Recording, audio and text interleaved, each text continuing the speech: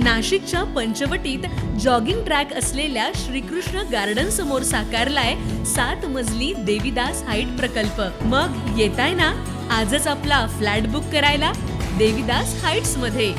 आमचा मोबाईल क्रमांक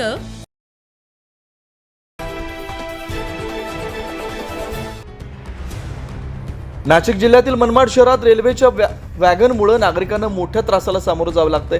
मनमाड येथील अन्न महामंडळाच्या गोदामातून धान्याचे ने-आण करणाऱ्या रेल्वे वॅगन तासनतास आडव्या उभ्या राहत असल्यानं शहरातील वाहतूक पूर्णतः ठप्प होते। या रेल्वे वॅगनमुळे मनमाड शहराचा पूर्व भाग आणि पश्चिम भाग यांचा संपर्क पूर्णपणे तुटतोय।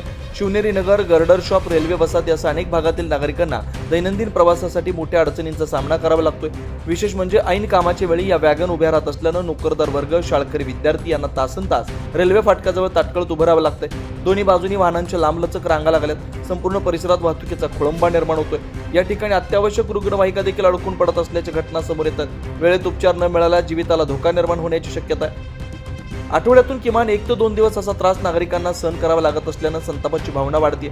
रेल्वे प्रशासन, अन्न महामंडळानं या रेल्वे वॅगन शहराच्या मध्यभागी न ठेवता थेट अन्न महामंडळाच्या गोदाम परिसरातच उभ्या कराव्यात अशी ठाम मागणी मनमाडकर नागरिकांकडून केली जाते। 9 न्यूज महाराष्ट्रासाठी प्रतिनिधी आम्रपाली बाग, नाशिक।